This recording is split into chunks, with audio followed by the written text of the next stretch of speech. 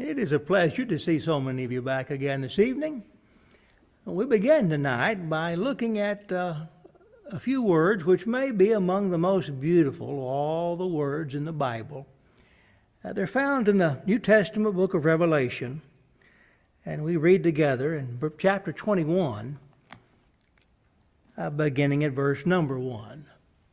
The book of Revelation, chapter 21, beginning at verse 1. John the Apostle is writing by inspiration. He refers at the first of this book to him being in the Spirit on the Lord's day. So much of the book is in pictures and matters of imagery and symbolic language, which can be taken one way or the other depending on where you start. And much about Revelation in terms of its interpretation speaks to this truth. Be careful where you start because it leads somewhere. And sometimes you get halfway through your thought, halfway through your philosophy, halfway through your interpretation and realize I've got to go back and rethink where I started. But regardless of the difficult symbolic language in the book, there are parts of it which are very simple to grasp. The first part, where John is given the vision of these letters written to the 7 churches of Asia Minor, which speak to, in many cases, their difficulties and, in some cases, their apostasy, and in other cases, commending their faithfulness, as was the case with Smyrna. Those passages are impossible to miss in terms of what is mattering most and what we should take from them. And then toward the end of this book of Revelation, that's where we find ourselves now. You're to the point where not only can we grasp it and understand the language, but we are so enthralled by it that it gives us reason to move forward and gives us the very hope that we're longing for, the hope of heaven itself. And that's where we find ourselves now in Revelation chapter 21. Let's read together at verse 1. John says, "Now I saw a new heaven and a new earth, for the first heaven and the first earth had passed away, and there was no more sea. Then I, John, saw the holy city, New Jerusalem, coming down out of heaven from God, prepared as a bride adorned for her husband. And I heard a loud voice from heaven saying, 'Behold, the tabernacle of God is with men, and he will dwell with them, and they shall be his people. God himself will be with them and be their God. And God will wipe away every tear from their eyes. There shall be no more death, nor sorrow, nor crying. There shall be no more pain, for the former things have passed away.'" And no wonder we have so many songs in our book, our hymnal, that deal with heaven. No wonder we so often mention the hope of heaven in our prayers. No wonder so much of our preaching deals with the matter of our longing for heaven. Because, as we've mentioned, this is where our hope is stored up. This is where our end goal is. This is what we long for above all else, personally. We want to be with God in heaven. There's a sense in which God is with us right now. There's a sense in which Christ is with us right now. Paul was saying, Colossians 1, verse 27, "Christ in you, the hope of glory." And so we are right to say that God is with us. Where 2 or 3 are gathered together, Christ is with us right now this evening. But there is a sense in which we won't truly be with God until we are with him in heaven. We long to be there because he is there. And this passage we've just read suggests that fact and describes, and the passage goes on in the next chapter to describing this wonderful place, this pristine paradise the Bible calls heaven. But notice that John begins by saying he saw a new heaven a new earth. For, and this is vital, the first heaven and the first earth had passed away. No more sea. Now, be careful in the way you take this language, because like the middle part of Revelation, if you start in the wrong place, you'll end up in the wrong destination of understanding. He's not saying that somehow we'll have a reconstituted, reinvigorated earth to live on one day. You don't like weeds now, God will take care of those one day. You don't like your neighbor, God will take care of him one day. Heaven is not here. But it does speak of a new heaven, a new earth, colloquially meaning simply a new dwelling place.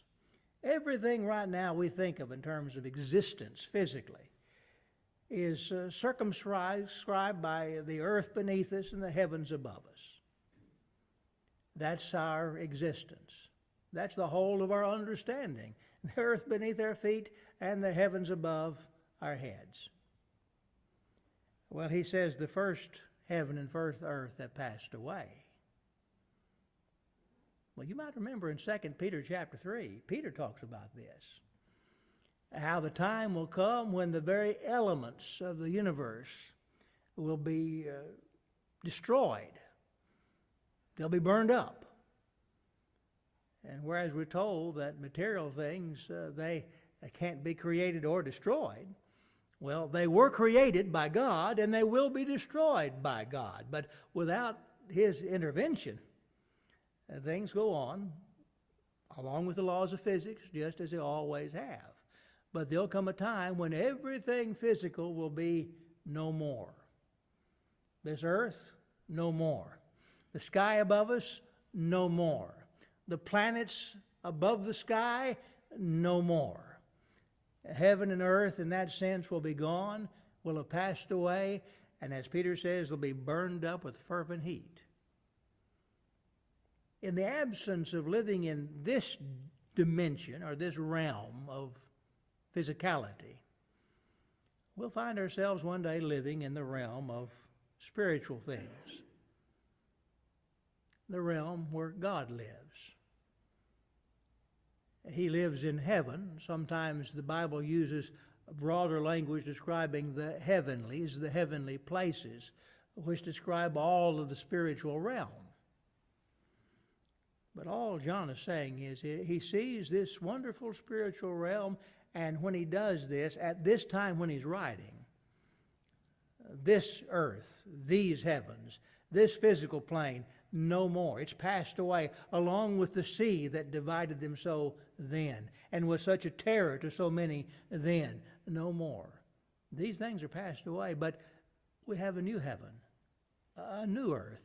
And the difference is, as we've just mentioned earlier, the dwelling place now of God is with men in a singular and special way that was not possible before because of the limitations we have of flesh right now. Why can't you go to heaven right now? Well, right now you're shackled, as it were, by your body. You're shackled to this plane of existence, this physical plane of the heavens and the earth you live in right now.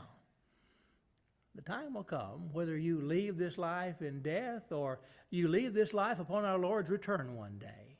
And that choice is up to Him. But when that time comes, you'll have the opportunity then, as God's child, to be with Him in a sense you can't hardly even imagine right now. Even with all the wonderful promises of Scripture before you, and with those promises deeply embedded in your heart of hearts, you can't imagine what it will mean one day to truly be with Him, to have the tabernacle of God dwelling with men where they are with Him and He is our God. A place where all of these problems of earth, these former travails we have day by day, these things are just no more. They've passed away. Just as the heaven and earth passed away, so all the problems of heaven and earth, they've passed away as well. And when you think about it, everything are upset about, that we are bothered by, that we are anxious concerning, that we are worried about. All of these things are tethered to this plane, this earthly existence. The time we have of flesh right now, those times will be gone, those problems will be past us. These former things will be passed away. And so whether it's sorrow or crying or death or dying or any of these matters of difficulty of life, as God's people with Him, one day, in the heavenly realm, and here especially in heaven itself, all those things will be passed away. Turn to 885 in your songbooks, please. 885.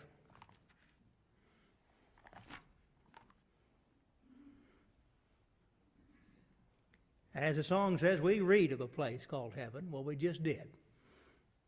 And if you want to keep reading further on your own time, I'd encourage you to read the rest of chapter 21 and all the way through the last chapter of Revelation, the 22nd. And yes, we do read of a place that's called heaven. And let's sing about it right now.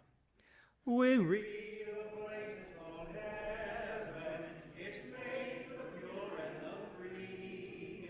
These truths God's word He has given. How beautiful heaven must be. How beautiful heaven must be. Sweet home of the happy and free. Their haven of rest for the weary.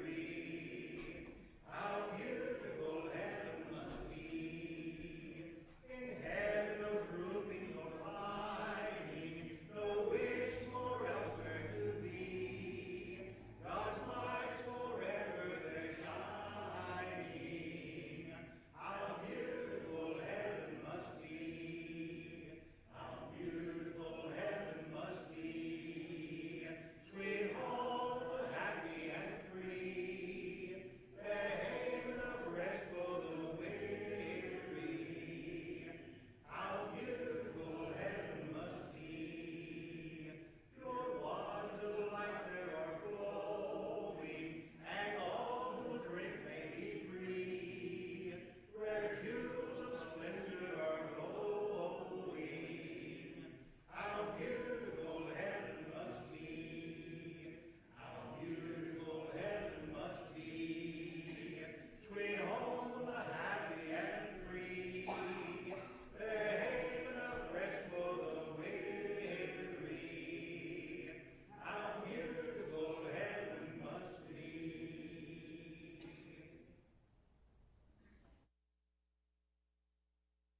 Different passage for just a moment. It's 2 Timothy chapter 4.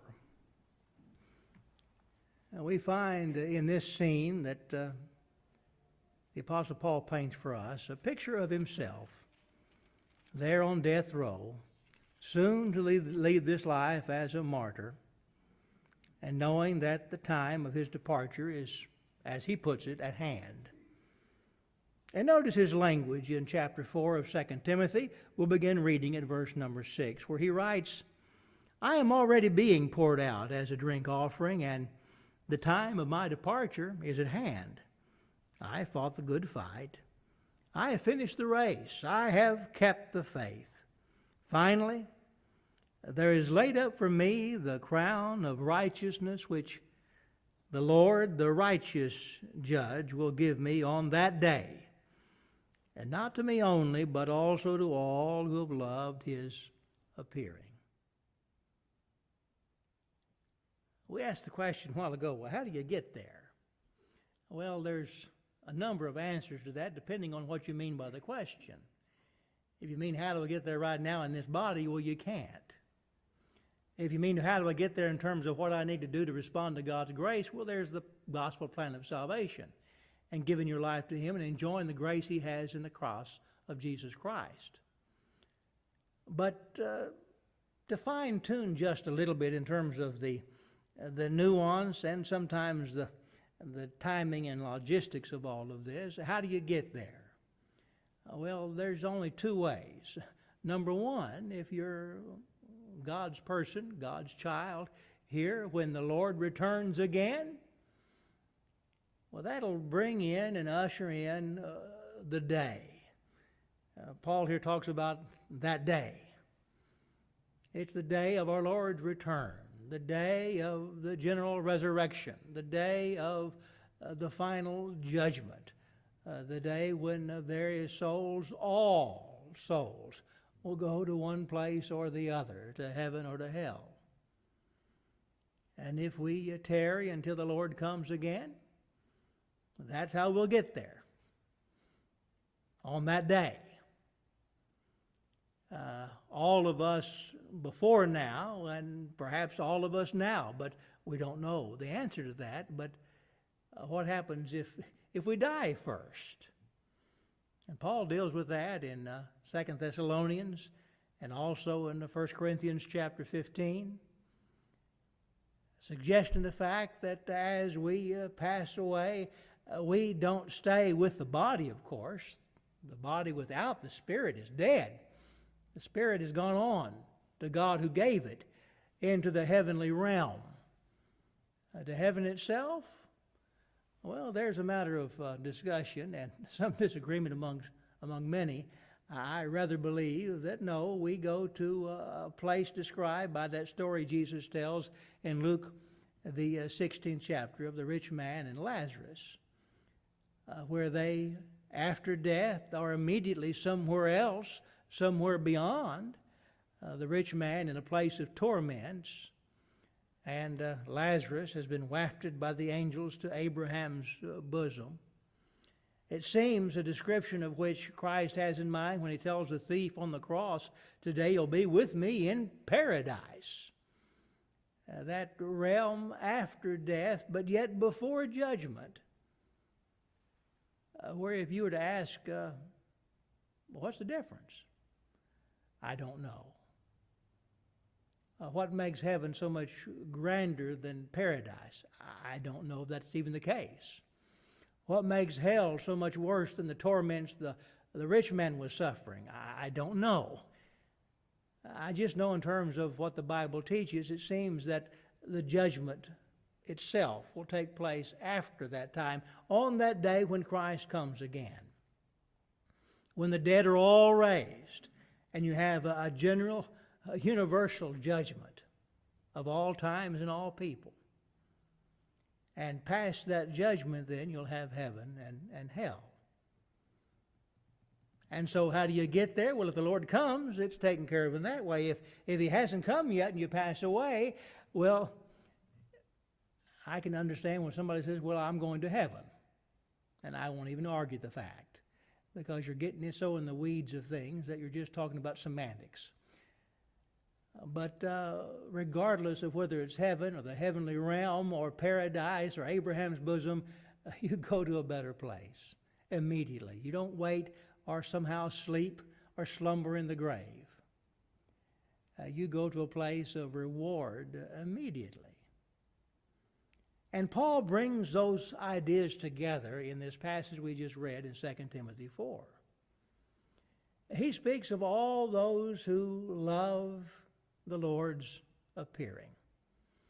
This crown of righteousness which Paul expects to receive. It's not just for me, Paul says, it's for all those who love his appearing. What happens when he appears? That day. The day of his coming, the day of judgment, the day of heaven and hell. That wonderful day. It's a day of great anticipation to all of those who live in any age, looking forward to that day happening. But Paul knows at this point, unless something happens outside his understanding. And of course, when Jesus spoke of these times to come, he said, even during his own lifetime, even he didn't know the time of his return. Whether he does now or not, that's his business. But at that time, he didn't. And I assume that Paul didn't hear either. But on the assumption that his death is coming first, and it did. Here's my point. He had the same exact assurance that he would have had if he had been here when the Lord returned. Which brings me to somewhat of my fungible point this evening, and that is this. If I were to ask you the question, are you looking forward to the Lord's return? Would you be, as a Christian, washed by the blood of the Lamb, enjoying the wonderful blessings of salvation? If the Lord came right now, would that be a good thing or a bad thing?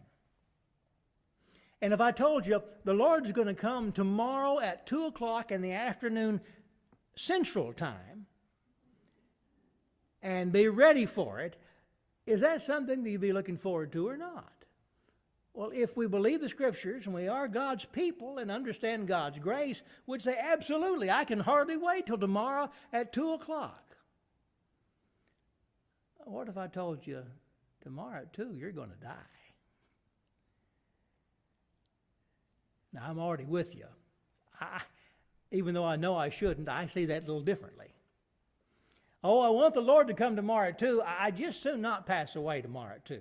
That's a terrible thing to even suggest. Brother Key, saying I could die tomorrow, that's a scary proposition. But look at what Paul says here in 2 Timothy 4. What's the difference? In terms of our expectations, our anticipation, the way we see things. What's the difference? Well, there is no difference. There is no difference.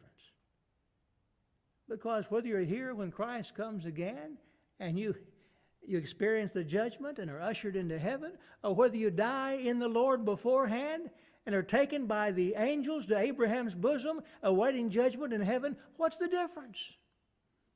And of course, when you think about it, when I think about it, there is no difference, except the difference we place on it. Which means perhaps we should recalibrate the way we see things. Now, I'm not suggesting we as a group become suicidal.